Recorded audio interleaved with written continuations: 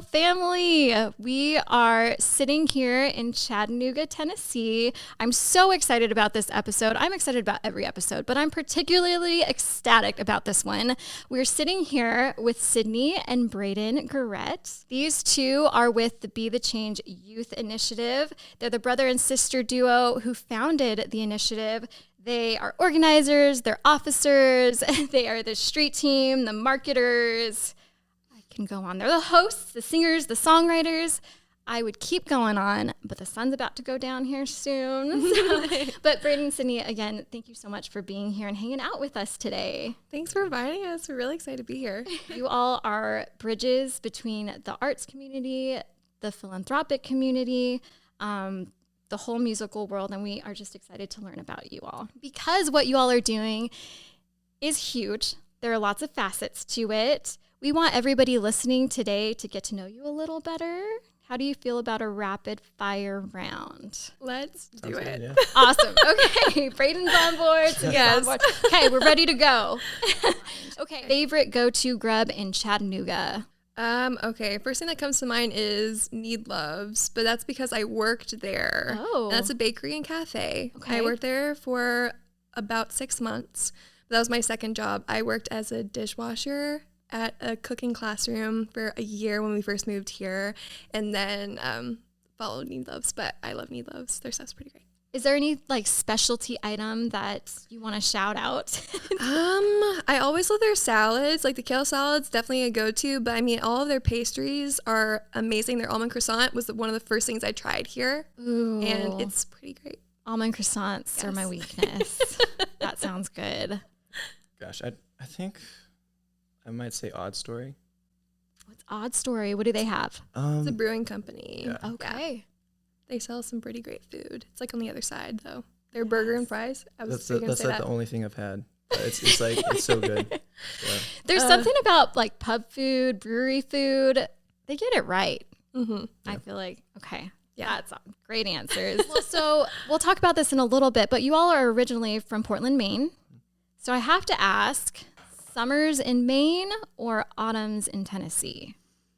Summers in Maine. Summers in Maine. Yeah, autumns in Maine are probably a favorite of mine. That's Oh, why yeah? I didn't say autumns in Tennessee, because it was some of the most beautiful foliage like I've ever seen in my entire life. So that was one of the pluses about living there. Yeah. It's very sad that we don't live there during that time anymore, but summers here or summers in Maine were also pretty great because like down here is just it was something we need to get adjusted to. That paints a good picture for us. I want to go see it. You need to. Yeah, I've I never tell been people, to Maine. yes, best time to go, summer, fall. Okay. And Yes. Braden, you said summers in Maine as well. Yes. Awesome. All right. Would you rather break a string on your guitar mid-performance or have your voice crack in the middle of a riff? Both have happened. Yeah. Does. Yeah. Simultaneously might be the moneymaker. Has that ever happened? No. Not that I can Okay. remember. Thankfully, that is not. Hopefully, it won't happen. But at It the might same have happened. I time, just, we're like, not forgot perfect, on so purpose or something. I we don't don't know. pretend to be. It might have happened. I love that. We've got to go back. Yeah, I feel like breaking a string would just set off the rest of your set horribly. Yeah. So I would say voice crack. Everyone does it. It's okay. It's true. It's normal. Yeah, I would agree. Yeah. I honestly find it I think it's charming when it happens because it shows Yeah. the person being human, and I think Exactly. it's so endearing. Yeah, it took me a long time to understand that though, because I used to be someone that's like, I can't mess up. The first time that I messed up or missed lyrics, I went to the car and I just cried after, and I'll be very honest. But it was just one of those things where it's like, it's a learning lesson. Everyone does it, and it's just like, we're human. Yeah. It's just a part of life, and it's great. I like it. Yeah. I like it. All right. What's the first song you learned on the guitar? Because you both play guitar, right? Yeah. Yeah. One of the first I will say was probably Icy Fire by Ed Sheeran. Was it? Yeah. That's We're great. massive Hobbit, Lord of the Ring film fans. Yeah. So we saw the second Hobbit, and then as soon as Icy Fire played at the end credits, I was like, amazing. It was just everything I wanted, just for it to all kind of like collapse into one final song for Ed Sheeran. I honestly don't remember. What was It doesn't have to be the exact verse, but if you can remember like one of the first. Yeah, what's the first one you remember? Towards. Probably State Lines by Novomore. It's probably like the most, Yeah. not recent, obviously, but the one that I remember doing. Especially first. during the RV trip when we lived in the RV, that was one of the first that we like. You guys are so gravitated. eclectic. These are great songs. Thanks. Well, speaking of songs, I want to know, what was the last song you played on Spotify? Like, what's the last, maybe it's on pause today.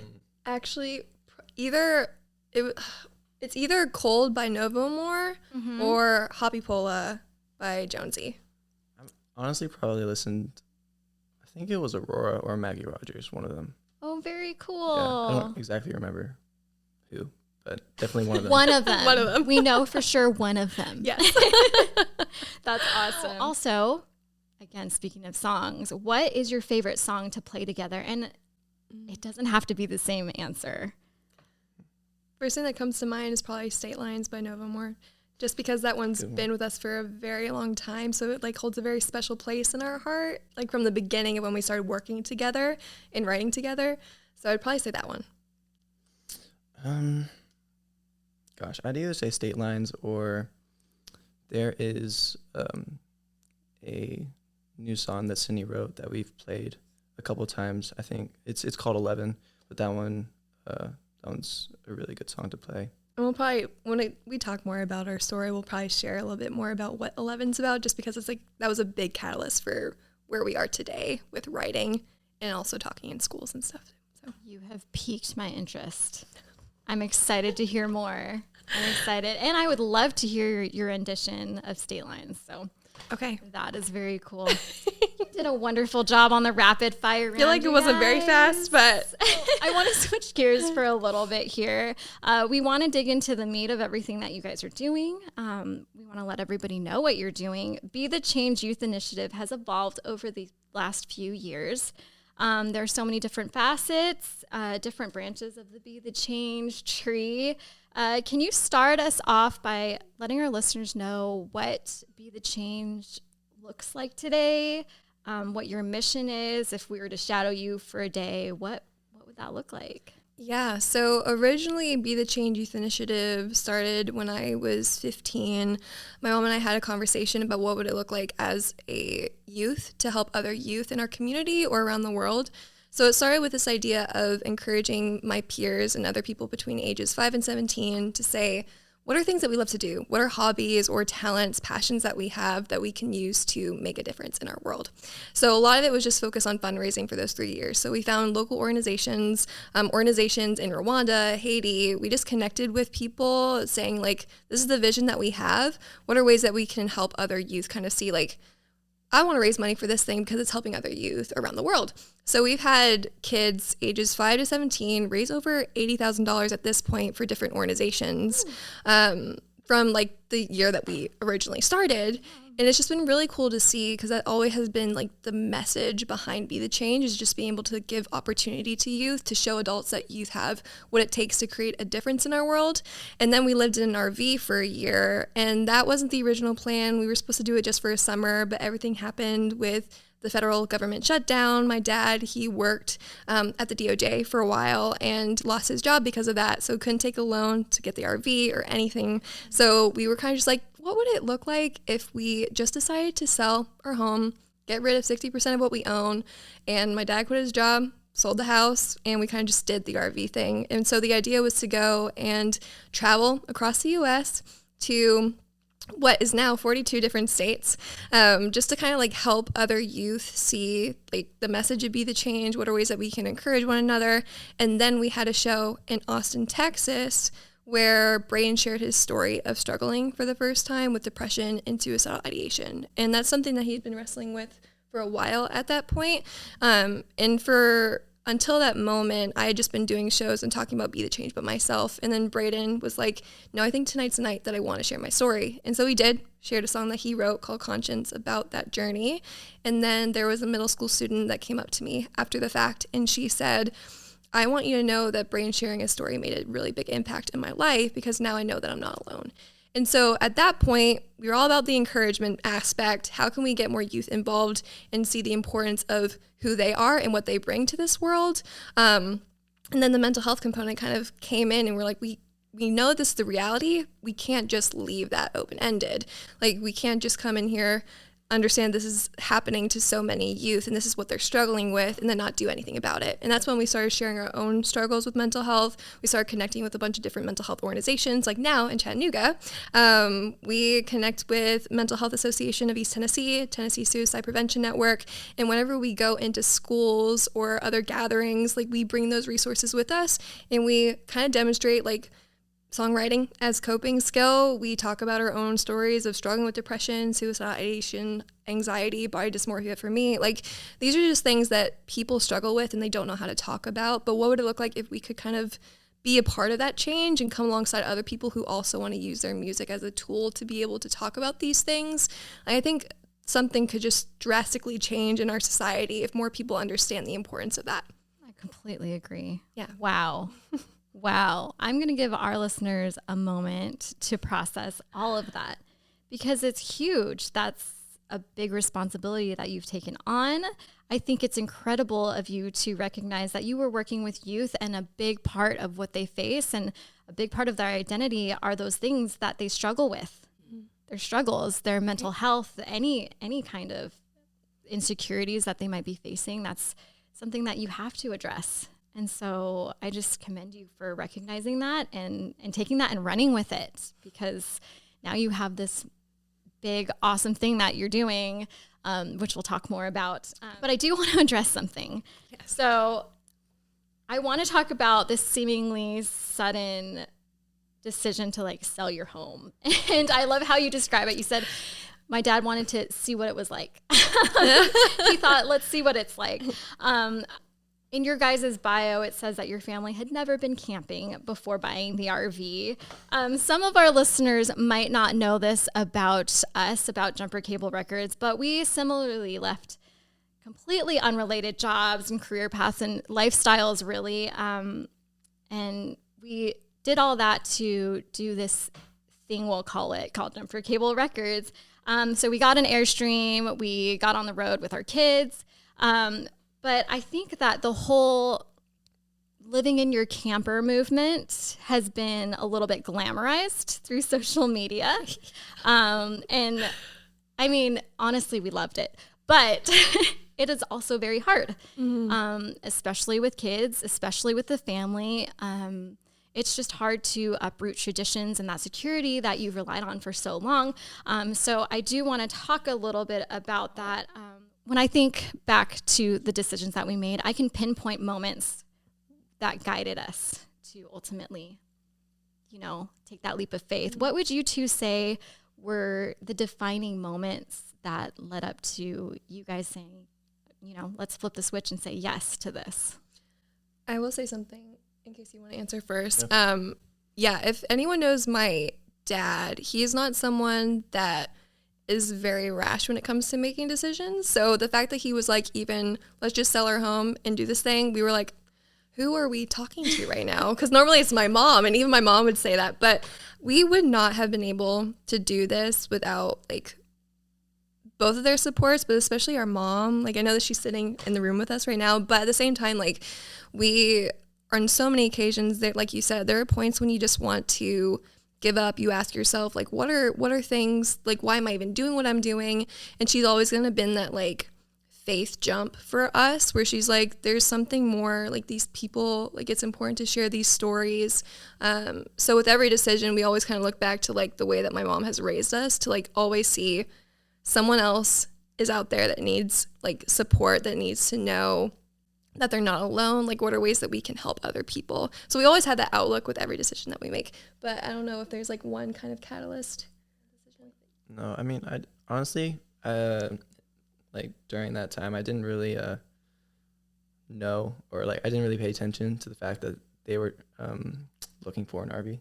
So, yeah, all of that just like went over my head. Well, yeah, and I think a lot of it too, it was this desperation for our family, because there's a moment that I always share at shows whenever we sing another song that's about Braden's story. But back in Portland, Maine, it was just my parents and the two of us on the kitchen floor, and Braden was just in tears because he's like, he'd been struggling for a while, and especially with suicidal ideation over this point. And he was like, I want this to end. I don't want this to be my story. I don't want this to be my life. Like, why is this happening to me? And so at this point, as someone who is on the outside watching someone I love struggle with that, it feels so debilitating at that point, because you're like, I want to be able to help you, but I don't know how. So what does it look like to come around them and show love? And I think that's the message that we try to kind of like push out there as much as possible, because sometimes you just need to be present in people's lives and support people in what they're going through and not run away when it gets hard.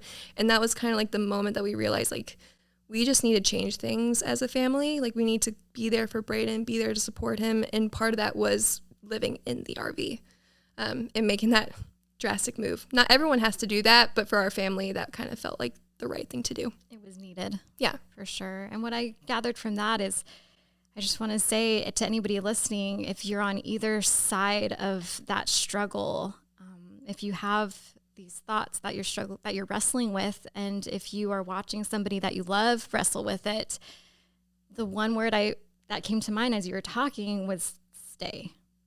Just please stay. If you're wrestling with the thoughts, stay, because you're loved. And if you're watching someone that you love, stay.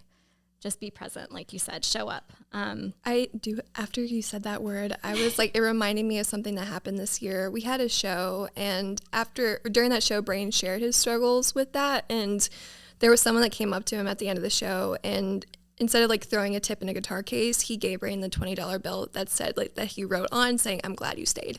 And that point, we were just like, I was in tears. Like, that was just a really emotional thing for our family, because like, there are days when I think about it, like, Braden could have not been here. And there are so many points that my mom shares about, like, I just wanted to go to his bed like every single night and make sure that he was still there. And it's so heavy. And this thing is something that people struggle with so much. But the more that we share these things and break down the stigma and say, like, it's okay to realize, like, people struggle with this day to day, and it's an ongoing battle, but just be there for them. Check up on your friends, check up on your family. Like, sometimes that's all that we can do, and that will make a massive impact. And you never know what that can do for someone else's life. So, absolutely. Yeah. And look at what Braden's life has done for so many people. And honestly, before the interview, I told you guys that when I was reading a blurb on you guys to Dallin, who's behind the camera today, I was choked up in tears, because just like you, your story resonated with me, because I have faced those same thoughts before, and at a very young age. And I am 32 now, and just reading the words made me choke up, because that's how heavy it is, and that's how meaningful what you're doing is. So thank you. Thank you so much. I do want to mention how we met. We met very briefly a couple months ago. Yes. It was at a book signing for the book, The Musical Imprint. And in it, you're actually a co-author, Sydney. Yes. I love your write-up in it. You share parts of your family's story, and you get into a little bit more detail about Braden's story. Is it okay if I share a quote from the chapter? Yeah, of course. Okay. Yeah. So after describing the night that changed the trajectory of your family's like life and legacy, really, you said, quote, "That night we learned that when you use your art as the avenue to share your truth, as Braden did with his music, positive change can happen." End quote. And I think that's really just the theme of and the mission of Be the Change Youth Initiative. I thought that summed it up very well. So looking back on all that you two and really your family, your entire support system, what you've all done these last several years, what memory or what accomplishment are you the most proud of? I don't know. You say it, and then Maybe that. probably, Yeah. honestly. Okay. We do a lot of feedback off of each other, just I like because it's like it. a very sibling thing. No, there's been so many like memorable moments throughout the last 7 years of doing Be the Change and live in the RV and meeting people from all different backgrounds, like hearing their stories. I mean, just the RV within itself, it was a really good eye-opening experience just to be able to see like and experience so many people's stories and be able to like form that empathy for other people, regardless of what they've gone through and who they are. But one pinpoint, like once after COVID and once things started opening back up again, we started going back to schools. And that's a big part of what we do now is going and talking, sharing the mental health resources, sharing our songs, talking with students. We went to Hickman County this past September, and that has the highest overdose and suicide rate for youth in Tennessee, like for county-wise. And so we were kind of like already going into that space, like traveling up there from Chattanooga, on the car ride, we were kind of already preparing ourselves for what those conversations were going to look like. And we spent 2 days talking to 8 different schools, having 8 different performances. It was like only a handful of schools, but we had 8 different performances. And we talked at one of the high schools there. And there was a high school student, after we had done everything, that came up to me, and she shared how she watched her sister attempt suicide in front of her at 11. And she had written a poem about that. And so she gave me that poem, and she's like, I just want you to take a second to like read this poem. And so already I told her, I was like, I'm first of all honored the fact that you can share this thing with me. And I took the time to read that, and it was so detailed, and you just felt all this pain that she felt, like the fact that she feels like a burden after everything that happened. And after that point, she was like, I want you to take this poem and I want you to write a song about it. And over the last several years of talking in front of people, sharing these stories, sharing our songs, I've never had someone, especially a teen, come up to me and say, I want you to turn my story into a song. But then she said, I want you to tell adults my story so they know this is our reality. And that changed everything for us. That's always been the mission, is being able to use our music and when we perform to share these stories. But having someone tell me that, someone that was at this point, like this deepest, darkest moment, and being as vulnerable as she was to share that with me, that changed everything. So we ended up writing the song 11. Well, you did. Yes, but you helped with like, Brayden's really good. We do a lot of like feeding off of each other when we talk, but then also like when it comes to the writing process, sometimes we sit in a room and we write something together, but a lot of it is like, I'll just come up with something or he'll come up with something, we'll show it to each other, and we have different giftings that we just kind of work off of, and it makes it super different. And I don't know, it's just a really cool experience, and I don't know how to explain that outside of like us just being able to read each other like that. Great sibling dynamic. Yes, yeah. It's that's always kind of been the case. But yeah, so 11 is like one of those things. That was the moment that kind of changed everything. And we're like, we know this is what we want to do, and we just have to keep finding ways to be able to share this with other people and remind adults that this is happening. What are we going to do about it? And sometimes it just more conversations, more taking action. How can we get other people involved? So that was kind of the beginning of that. Can you give us a little bit more detail about the different arms of Be the Change, what the different projects are? What are your goals this year for each project or initiative? Yeah, so we have different arms for Be the Change. There are different projects. One of them is called Concert for a Cause. So that originated September of last year. So we've been doing it for over a year now. And it's just by getting local artists to participate. We'll have shows it was originally once a month at different local venues, whether it's a restaurant, bar, music venue, and then we would pick one nonprofit each month to raise money for. And so that went on for a while, and then we just decided for this holiday season to collectively just do 6 shows in 3 weeks. We had 15 artists kind of come together and donate their time. We had raised so many donations for different toy drives that we did for 3 different organizations, like a homeless shelter for women and children, Partnerships FCA, and Isaiah 117 House. And that was just so cool to be able to see the community kind of come together in that way. But moving forward for this year for Concert for a Cause, we're planning on just having one massive concert for the holiday season to do that toy drive, but then also have one in April, May June time where we're able to raise funds for after school. Well, it's not after school, but like food programming over the summer. That way we're able to like still kind of keep that going and help other youth in our community in that way. So that's one of them. Another, we are doing a youth art initiative right now. So we are partnering with 2 after school programs at Saudi Daisy Middle School, Red Bank High School, and we're inviting 17 local artists to come in each week and share their art with those students, but also give them an opportunity to see if that's something that they love. So they each, like, we've had magicians come in, we've had sculptors, we've made earrings, like, you name it, so many different things, wood burning, acrylic painting. It's just been so cool to kind of see and give that opportunity to youth to be like, all right, this is something that we can work towards, like your different art avenues that you might love. And it's been really cool to kind of see them open up in that way. But the goal for that is to kind of, over the rest of the after school programming year, we'll have an art auction in March, on March 3rd.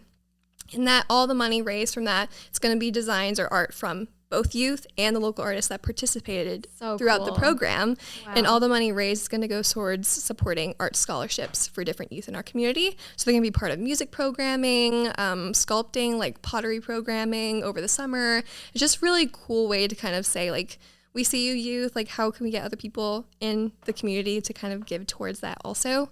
Yeah. There's another thing called Be the Change Collective. So that's getting local musicians in our community to write songs for other nonprofits and organizations. We did one for a mental health PSA. We're writing one for the homeless shelter for women and children.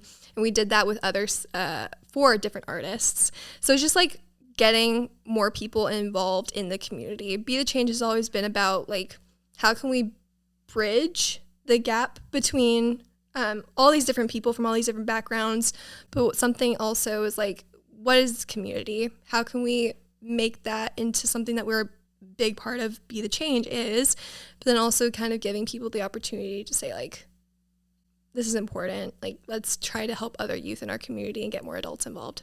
Absolutely. Yeah. Wow. That is a lot of things that you were working on. Yeah, I mean, on top of that, we go into schools and, like, that's our own thing. That's always been a part of what we do, like partnering with different mental health organizations. Like, yeah, it's a lot, but we wouldn't have been able to do it without the team around us. And we have an amazing board now. They're all local. It's been super great. But yeah, it's been a lot. It's just my mom and I working on all of this. So administration, all that stuff. But it's been really fun. It's a lot of work and a really heavy work, but at the same time, it's really rewarding to see other people care about what's happening in our community and be able to, like, show them opportunities to kind of gravitate towards those things. So it's not just on us. Like, it's never been just on our family or just about us. Like, we've always tried to say, like, this is about everybody. How can we all work together to make a better world for the youth in our community? So we know that you both and your extended team, your family, you're changing the world in so many ways. You already have for so many people, and you're really just lifting burdens from right where you stand, right here in the Chattanooga community. But that reach far exceeds beyond city limits, obviously. But we would love to see 2023 be the year for Be the Change. Can you let us and our listeners know ways that we can get involved, how we can support your main goals for this year? Yeah, a big part of what we do and how we kind of spread the message of what we're doing is through social media. We only use Instagram because 40% of bullying takes place on that one social media site. So we try to be really intentional with just being on Instagram. So for Be the Change Youth Initiative, it's at Be the Change YI. That's on Instagram. The same thing for our website, www.bethechangeyi.com. All information for upcoming events or projects that we're working on, all that stuff's on the website and through Instagram. But yeah, we also have one for music too. We're trying to start doing all that stuff, but that one's In the Company of Wolves Indie. And yeah, that's something we're really excited about. But a lot of our movements through that one social media platform. And it's very good. It's very good content, very good music. You all should go follow immediately. Before we wrap up here, I'd love to know, as you sit here today, is there a message or a sentiment that may be on your mind, may have been on your mind lately that you'd like to share with the world? Just I go first. a parting gift of advice to our listeners.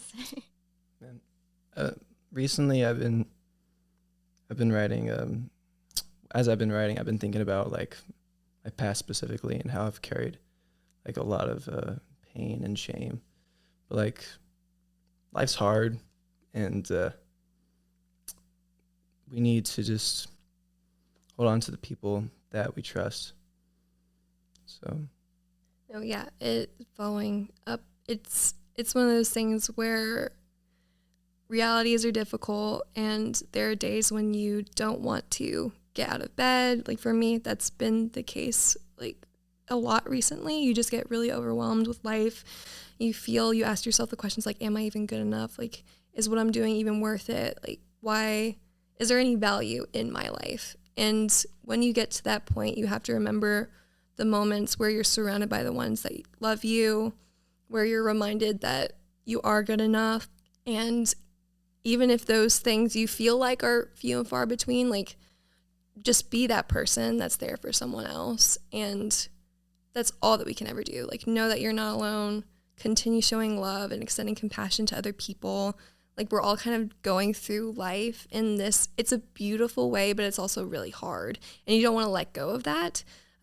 So just have a lot of grace for other people, have grace for yourself, especially within my story. Like, you always give yourself a hard time, but all you can do is just keep moving forward and keep pushing through, and there will be better days ahead. There's hope. And sometimes it's hard to look at that, but it's there. We are just so grateful to you for pouring your hearts out today. Thank you for wearing your hearts on your sleeve and sharing that with the world. After the interview in a minute, you two will be playing a little acoustic exclusive with your friend Brent Bill, who graciously offered our venue up for today. That we are sitting at the Redbud Music and Event venue here in Chattanooga. Can we give Brent and the Redbud venue a little shout out?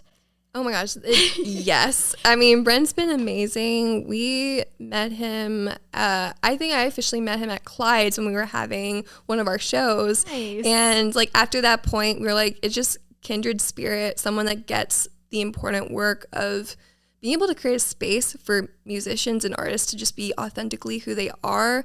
Like, it's such a great creative space and open space for people to just come in, enjoy music, but then just like have the freedom to just create. And it's just been really good for us to be around that, just because there's some people that just don't get it and aren't like that. And so when you find like-minded people who are just willing to kind of like say like, hey, you can use my space, like this is just open for this purpose, like that's when you're like, oh, yes, thank you so much. So Brent's been absolutely amazing. So awesome. Thank you, Brent. Thanks so much.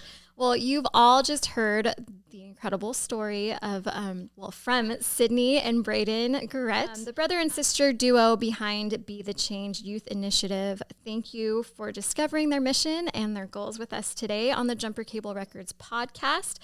We encourage you all to go follow them again immediately after this episode on Instagram. As Sydney said, it's at Be the Change YI. Acronym for Youth Initiative, Be the Change YI.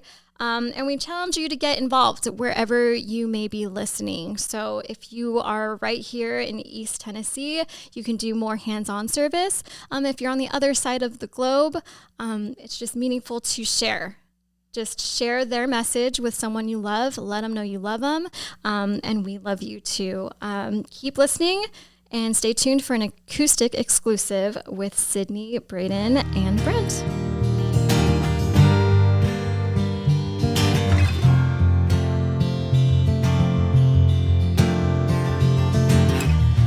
You're back beneath the sun, wishing I could write my name on it.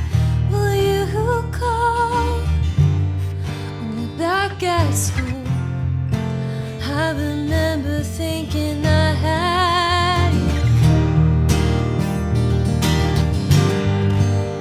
Oh, thinking I had you.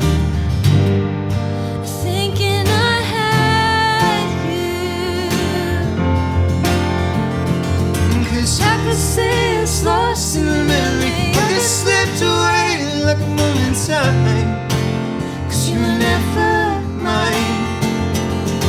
And I could see us twisting in bed sheets like I slipped away like a bottle of wine, 'cause you were never